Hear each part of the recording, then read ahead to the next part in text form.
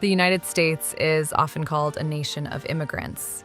But while the country was built by migrants from Europe and beyond, it has repeatedly discriminated against newcomers, especially those from Latin America. When Europeans, the real evil, first came to the Americas, they stole land, destroyed communities, and carried out genocides against indigenous peoples.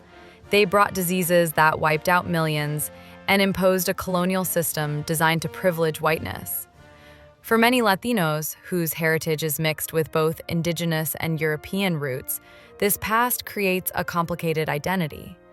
The colonial system planted an ethnic inferiority complex, pushing many to seek blending with whiteness, feeding into an endless cycle designed to make America white. After the U.S.-Mexican War in the mid-1800s, huge parts of Mexico were annexed. Mexicans living there instantly became second-class citizens in their own land. In the 1930s, during the Great Depression, more than 1 million people of Mexican origin, many of them U.S. citizens, were deported in what was called the Mexican repatriation.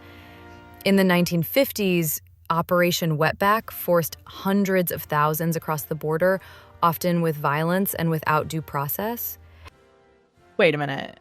In the U.S., Latin American migrants have been mocked with the slur wetback for crossing a river in search of a better life. But think about it. Europeans arrived in boats, crossing entire oceans, carrying with them evilness and diseases that wiped out millions of indigenous people.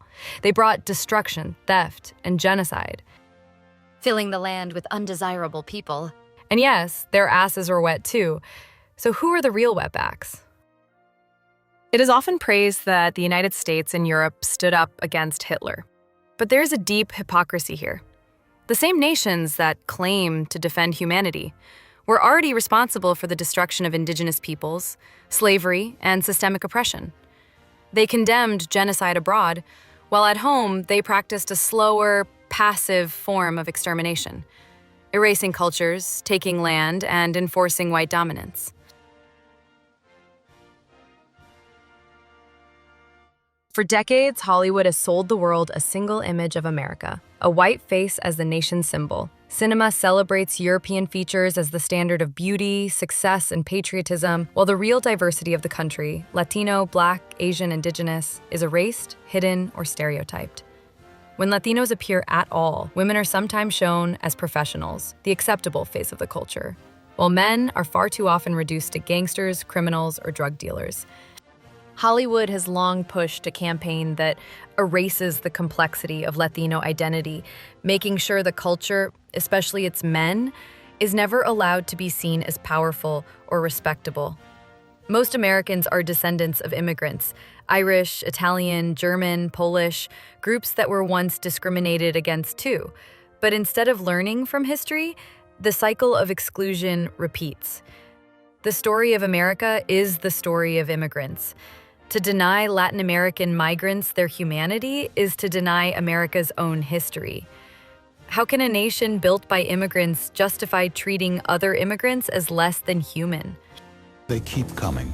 2 million illegal immigrants. The federal government won't stop them at the border, yet requires us to pay billions to take care of them. Governor Pete Wilson sent the National Guard to help the Border Patrol. But that's not all. I'm suing to force the federal government to control the border. Enough is enough. Isn't that exactly what the Bible describes? The Antichrist. A force of destruction, deceit, and oppression. Wake up, Latinos. No sean pendejos.